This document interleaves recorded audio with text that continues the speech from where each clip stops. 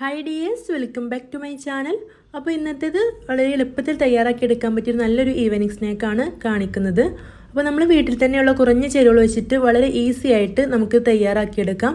വെറും 4 ചേരുവ വെച്ചിട്ടാണ് നമ്മൾ ഈ ഒരു സ്നാക്ക് തയ്യാറാക്കി എടുക്കുന്നത്. ഈ ഒരു മഴയത്തും തണുപ്പത്തൊക്കെ നമുക്ക് കട്ടൻ ചായയുടെ കൂടെയൊക്കെ വൈകുന്നേരങ്ങളിൽ കഴിക്കാൻ പറ്റിയ നല്ലൊരു അടിപൊളി ടേസ്റ്റുള്ള സ്നാക്കാണ് കേട്ടോ ഇത്. നല്ല ക്രിസ്പി ആയിട്ടുള്ളൊരു സ്നാക്കാണ്. അപ്പോൾ നമുക്ക് വെറും 5 മിനിറ്റ് കൊണ്ട് തയ്യാറാക്കി എടുക്കാൻ പറ്റിയ ഒരു സ്നാക്ക് എങ്ങനെയാണ് തയ്യാറാക്കുന്നതെന്ന് കണ്ടു നോക്കാം.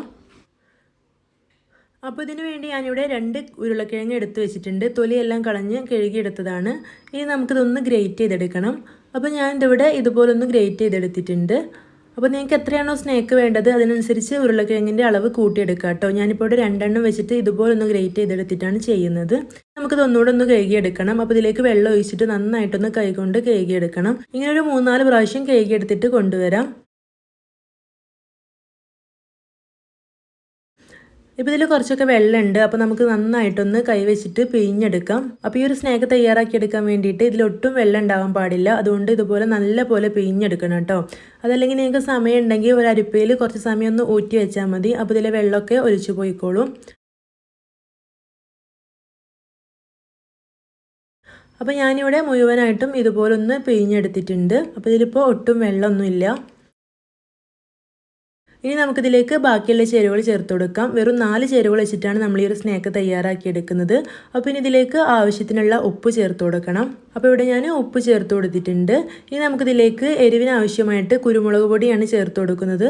അപ്പോൾ ഈ ഒരു കുരുമുളക് പൊടിക്ക് പകരം നിങ്ങൾക്ക് വേണമെങ്കിൽ ചില്ലി ഫ്ലേക്സ് ചേർത്ത് കൊടുക്കാം കേട്ടോ. വറ്റൽമുളക് പൊടിച്ചെടുത്തത് ചേർത്ത് കൊടുക്കാം കേട്ടോ. അപ്പോൾ ഞാനിവിടെ കുരുമുളക് പൊടിയാണ് ചേർത്ത് കൊടുത്തിട്ടുള്ളത്.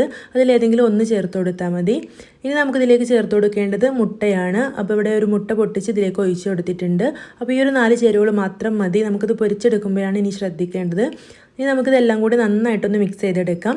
അപ്പോൾ നിങ്ങൾ വലിയ മുട്ടയൊക്കെ ആണെങ്കിൽ ഒരു 3/4 ഭാഗം ഒഴിച്ചു കൊടുത്താൽ മതി കേട്ടോ. അല്ലെങ്കിൽ മാവ് നന്നായിട്ട് ലൂസായി പോവും. അപ്പോൾ ഞാനിവിടെ ചെറിയ മുട്ട ആയത് കാരണം ഒന്ന് മുഴുവനായിട്ട് ഒഴിച്ചു കൊടുത്തിട്ടുണ്ട്.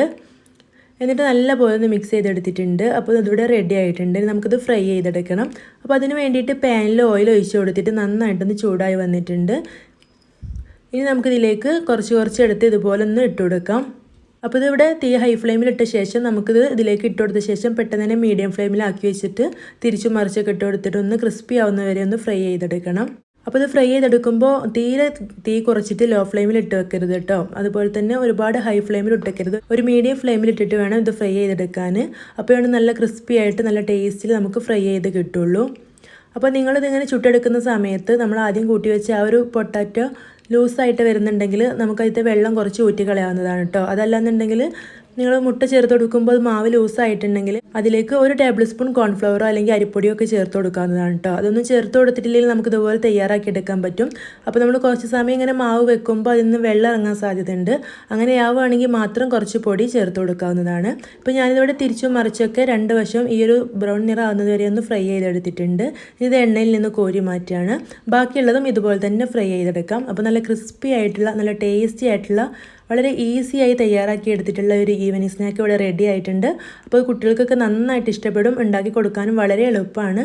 അപ്പോൾ ഈ ഒരു റെസിപ്പി നിങ്ങൾക്ക് ഇഷ്ടമായിട്ടുണ്ടെങ്കിൽ മറക്കാതെ ലൈക്ക് ചെയ്യണം. അതുപോലെ എൻ്റെ ഈ ഒരു ചാനൽ ആദ്യമായിട്ട് കാണുന്നവരാണെങ്കിൽ ഒന്ന് സബ്സ്ക്രൈബ് ചെയ്തിട്ട് സപ്പോർട്ട് ചെയ്യണം കേട്ടോ.